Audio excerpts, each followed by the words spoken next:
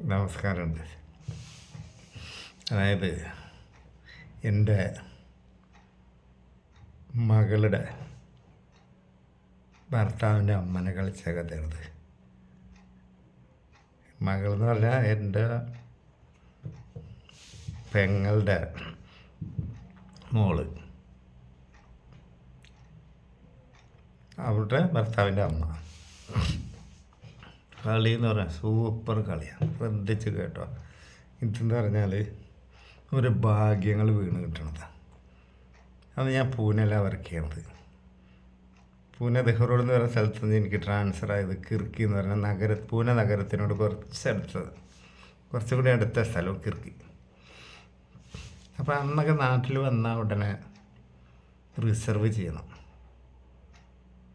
Ticket. ഇന്നത്തെ പോലെ online പരിപാടിയൊന്നുമില്ല. അന്ന് എറണാകുളം സൗത്ത് റെയിൽവേ സ്റ്റേഷന് വലിയൊരു പ്രാധാന്യമില്ല. നമ്മൾ ടിക്കറ്റ് റിസർവ് ചെയ്യാനൊക്കെ ഐലൻഡിൽ മട്ടാഞ്ചേരി ഹാൾട്ട് പറയുക, വില്ലിംഗ്ടൺ ഐലൻഡ്, അവിടെ പോവുക. ഇന്നിപ്പോൾ ആ റെയിൽവേ സ്റ്റേഷൻ ചത്ത് കിടക്കുക, ട്രെയിനൊന്നും അങ്ങോട്ട് വരണില്ല എന്നാണ് തോന്നുന്നത്. ഞാൻ എന്തോ ഒരു കാരണത്താൽ എനിക്ക് അവിടെ റിപ്പോർട്ട് ചെയ്യേണ്ടതിന് ഒരു ദിവസം മുമ്പ് അവിടെ എത്താൻ കണക്കാക്കി ഞാൻ ടിക്കറ്റ് എടുത്ത്. പക്ഷെ അതെനിക്കൊരു ഭാഗ്യമായി. അന്ന് ഈ കൊങ്കൺ റെയിൽവേ ഇല്ല,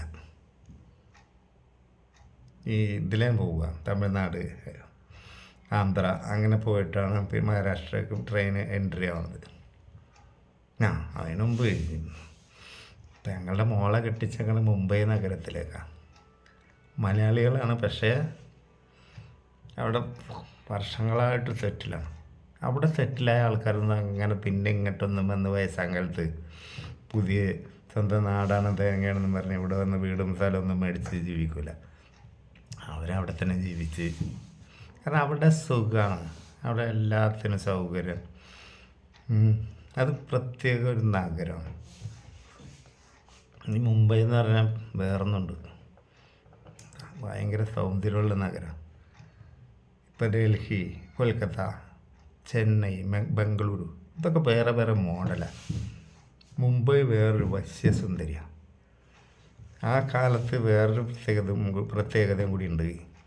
ഗൾഫിൽ പോകുന്ന ആൾക്കാരുടെ ഒരു ഇടത്താവളമാണ്. ഇവിടുന്ന് ഫസ്റ്റിലെ ഗൾഫിൽ പോവുകയാണെങ്കിലൊക്കെ ഇന്നത്തെ പോലെ കരിപ്പ് വരുന്ന, നെടുമ്പാശ്ശേരി വരുന്ന, കണ്ണൂർ വരുന്ന പോകാൻ പറ്റില്ല.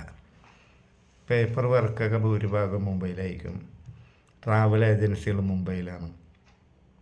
അങ്ങനെ മുംബൈ ഒരു ഹബ്ബാണ്. അല്ല, തിരിച്ച് വരുന്ന ഗൾഫുകാരൻ മുംബൈയിൽ വന്നിട്ടാണ് പോരുക. തട്ടിപ്പ് എന്ന് പറഞ്ഞാൽ ടോപ്പ് തട്ടിപ്പാണ്. നോക്കിയും കണ്ട് നടന്നിട്ടില്ലെങ്കിൽ അണ്ടി വരെ പൊട്ടിച്ച് കൊണ്ടുപോയി കളയും. മലയാളികളൊക്കെ തന്നെയാണ് എൻ്റെ മെയിൻ ഓപ്പറേറ്റർമാർ. അപ്പോൾ ഞാൻ തിരിച്ച് പോവുകയാണ് ലീവ് കഴിഞ്ഞിട്ട്. അപ്പം ഞാൻ പോണ വണ്ടിയിൽ ഞങ്ങളുടെ ഒരു ഫാമിലിയാണ്, പിന്നെ സുഹൃത്തുമാണ്. ഈ ആളെ മുംബൈയിൽ നിന്ന് ഇതേപോലെ ഗൾഫിൽ പോകണം. അപ്പോൾ ഇവർ ആ ട്രെയിനിൽ കുറച്ച് ടീമുണ്ടാവും, അവർ ഒരുമിച്ച് ജോയിൻ്റ് ആവും, അങ്ങനെയൊക്കെയാണ് പരിപാടി ഇട്ടത്. പക്ഷേ ആ ട്രെയിനിൽ അവരെ കാണാനില്ല. അപ്പോൾ എറണാകുളം സൗത്തിൽ നിന്നാണ് ഞാൻ മുംബൈ ജയന്തിയിൽ കയറുന്നത്, ജയന്തി ജനത. അപ്പം തന്നെ എന്നോട് പറഞ്ഞു, ഇവരെ കണ്ടിട്ടില്ലെങ്കിൽ നിങ്ങളൊന്ന് പൂനെയിൽ നിന്ന് എൻ്റെ ഒപ്പം വരുക മുംബൈ വരെ. എനിക്ക് ഹിന്ദി അറിയില്ല, ഞാൻ ഇതുവരെ മുംബൈ കണ്ടിട്ടില്ല. ഞാൻ പറഞ്ഞു നോക്കാം, ഒന്നും കുഴപ്പമിടിക്കണ്ടായിരുന്നു. അപ്പോൾ അയാൾ ജനറൽ കമ്പാർട്ട്മെൻറ്റിലും ഞാൻ റിസർവേഷൻ കമ്പാർട്ട്മെൻറ്റിലാണ്. അന്നൊക്കെ റിസർവേഷൻ കമ്പാർട്ട്മെൻറ്റ് എന്ന് പറഞ്ഞാൽ നമ്മൾ മാസങ്ങൾക്ക് മുമ്പ് റിസർവ് ചെയ്യണം. പിന്നെ ട്രെയിൻ വരുന്നതിന് മുമ്പ് ചാർട്ട് പ്രിപ്പയർ ആകും, ചാർട്ട് പ്രസിദ്ധീകരിക്കും, അവിടെ നോട്ടീസ് ബോർഡിലുണ്ടാവും. പിന്നെ നമ്മുടെ കോച്ച് ഏതാണ്, ജി ആണ്. ഇന്ന് S1 S2 അങ്ങനെയൊക്കെ അല്ലേ, പണ്ട് GH അങ്ങനെയൊക്കെ കോച്ചുകളാണ്. ഈ കോച്ചിലുണ്ടല്ലോ നമ്മൾ ചാർട്ട് അവിടെ ഒട്ടിച്ച് വെച്ചിട്ടുണ്ടാവും. എന്നിട്ട് TT നമ്മുടെ പേരയിലുണ്ടെങ്കിലേ കയറ്റുള്ളൂ. അങ്ങനെ പൂനെ എത്തോളം ഈ ആളെ കണ്ടുപിടിക്കാൻ പറ്റില്ല. അപ്പം എന്നോട് പറഞ്ഞ് നിങ്ങളൊന്ന് പോരാന്ന് പറയും. അങ്ങനെ പൂനെ വരെ എനിക്ക് ടിക്കറ്റുള്ളൂ. അത് രാത്രി 12 മണിക്കാണ് അന്ന് മുംബൈ ജയന്തി മഹാരാഷ്ട്രയിൽ പൂനെയിലെത്തുക. ഈ ആന്ധ്രാപ്രദേശ് കൂടിയൊക്കെ കൊങ്കൺ വഴി എന്ന് പറയുമ്പോൾ ഇപ്പം പെട്ടെന്ന് മുംബൈയിലെത്തും. പണ്ട് അങ്ങനെയല്ല, ഒരുപാട് മണിക്കൂറുകൾ വേണം. അങ്ങനെ അവിടെ പൂനെയിലെത്തി കഴിഞ്ഞപ്പോൾ ഞാൻ ടി ടിൻ്റെ അടുത്ത് പോയി സംസാരിച്ച്, സാർ എനിക്ക് ഇങ്ങനെ എക്സ്റ്റെൻഡ് ചെയ്യണം, ഒരു റെസിപ്റ്റ് എഴുതി തരണം, എനിക്ക് മുംബൈ വരെ പോകാനാണ്. അങ്ങനെ മുംബൈ വീട്ടിയാണെന്ന് എൻ്റെ ഓർമ്മ, വിക്ടോറിയ ടെർമിനൽസ് അവിടെയാണെന്ന് തോന്നണം.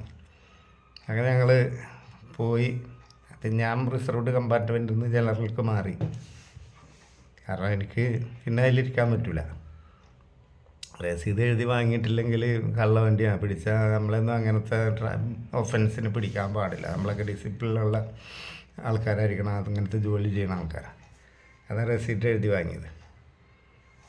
അങ്ങനെ അവിടെ പോയി പകൽ ഇയാളെ എയർപോർട്ടിൽ കൊണ്ടുപോയി. അവിടെ നിന്ന് പിന്നെ വെസ്റ്റേൺ റെയിൽവേ ഉണ്ട് വീട്ടിൽ നിന്ന്, അതിൽ ട്രെയിൻ കയറി. ഇപ്പോൾ എനിക്കതൊന്നും ഓർമ്മയില്ല. ഏതെങ്കിലും ആളവിടെ കൊണ്ടുപോയി തിരിച്ച് ഞാൻ വീട്ടിൽ വന്നപ്പോഴാണ് ഈ പെങ്ങളെ കെട്ടിച്ചേക്കണ അവിടെ ഒന്ന് പോയാലോ എന്ന് വിചാരിച്ചേ. അപ്പോൾ അവിടെ ഈ അമ്മായിയമ്മയും ഒരു അനിയത്തിയുള്ളൂ. എൻ്റെ പെങ്ങളുടെ മോളും ഭർത്താവും ദുബൈയിലാണ്. അവിടെ നല്ല പൊസിഷനിലുള്ള ജോലിയിലാണ്. അപ്പം സ്ഥലമൊക്കെ എനിക്കറിയാം. അങ്ങനെ ഞാൻ കല്യാണത്തിന് ട്രെയിൻ കയറി. അത് എനിക്കൊരു ദിവസം ഉണ്ടല്ലോ, അവരൊക്കെ ഒന്ന് കാണാം. കാരണം അവർ നല്ലൊരു സംഭവമാണ്. അപ്പോൾ വെറുതെ ഒന്ന് പോവാം, കാണാനൊരു ഇഷ്ടമുള്ളൊരു വ്യക്തിയാണ്. എന്നൊക്കെ നല്ലോണം അറിയുകയും ചെയ്യും. ഞാനവിടെ സർപ്രൈസ് കയറി ചെല്ലുക. അപ്പോൾ ഇവർ അനിയത്തി മാത്രമേ ഉള്ളൂ. ഇവർക്ക് എന്താ ചെയ്യേണ്ടതെന്ന് അറിയില്ല. അങ്ങോട്ട് ഓടണം ഇങ്ങോട്ട് ഓടണം. കാരണം ഒരു VIP വന്ന ലുക്കാണ്. കാരണം നമുക്ക് ഇങ്ങനത്തെ ജോലി. പിന്നെ അത് മാത്രമല്ല 5 പെങ്ങാന്മാർക്ക് ഒരേ ഒരു ആങ്ങളെ. അപ്പം എല്ലാ പെങ്ങാന്മാർക്ക് മക്കളുടെ ആകെ ഒരു അമ്മാവനല്ലേ. ഇവർക്ക് എന്താ ചെയ്യേണ്ടതെന്നൊന്നും നിശ്ചയമില്ല. പിന്നെ ഞങ്ങൾ ഉച്ചഭക്ഷണമൊക്കെ കഴിച്ച് പിന്നെ വെയിലാണ്, വൈകുന്നേരം കറങ്ങാൻ പോകാറ്. അപ്പം ഇവരെന്നോട് ചോദിച്ച് സാധനം വേണോ മേടിക്കണോ വെച്ച്. ഞാൻ യൂസ് ചെയ്യലുണ്ട്, എനിക്കിവിടുത്തെ ഷോപ്പൊന്നും അറിയില്ല പറഞ്ഞപ്പോൾ അത് നമുക്ക് വൈകുന്നേരം വാങ്ങാം.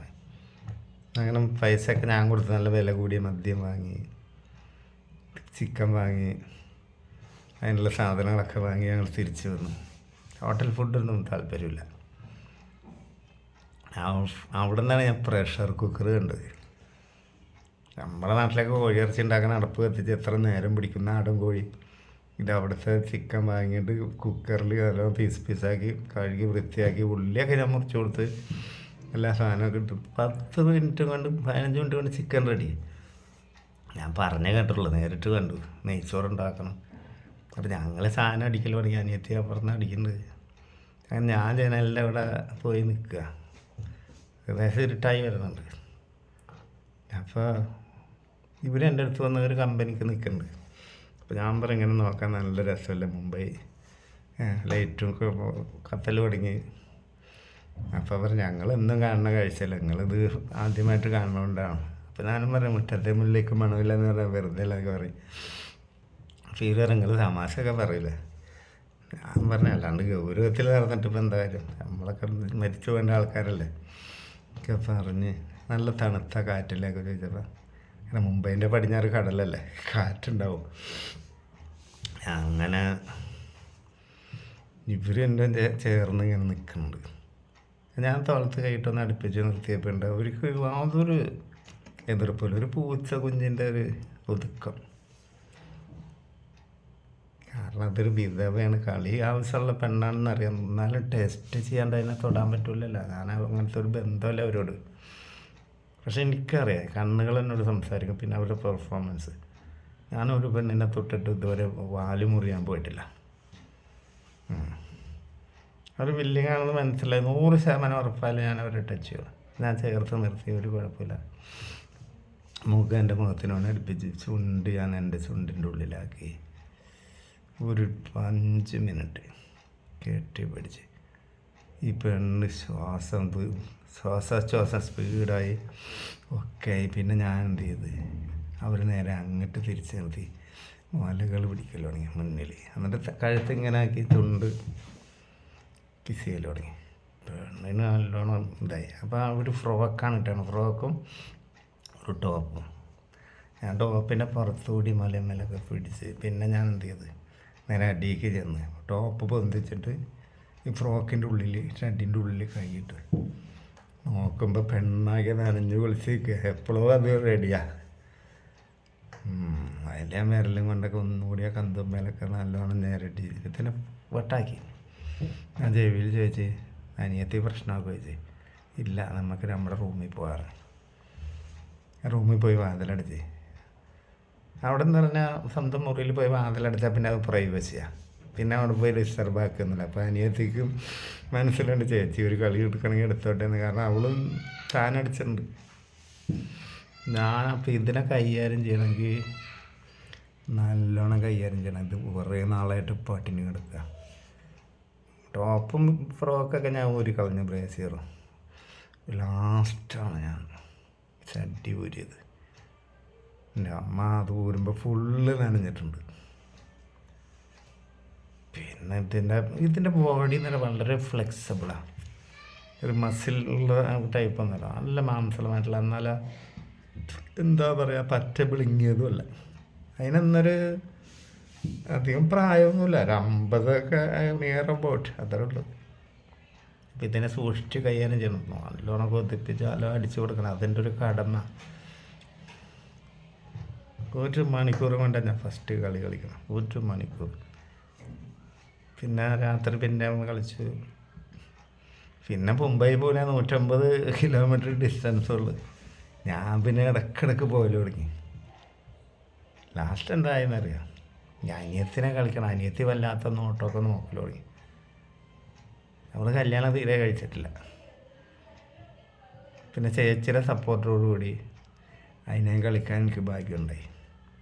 അപ്പം ഞാനൊരു ദിവസം അഡ്വാൻസ് ടിക്കറ്റ് 2 മാസം മുമ്പ് എടുത്തത് ഇങ്ങനൊരു ഉപകാരത്തിനാണെന്ന്. മറ്റേ ട്രെയിനിൽ കയറുമെന്ന്, ഞാൻ മുംബൈയിലെത്തും ഒരു പ്രതീക്ഷ ഉണ്ടായില്ല. അതാണ് പറഞ്ഞത്, ചില സംഭവങ്ങൾ നമ്മളെ തേടി വരും, ഭാഗ്യം വേണം. നമസ്കാരം.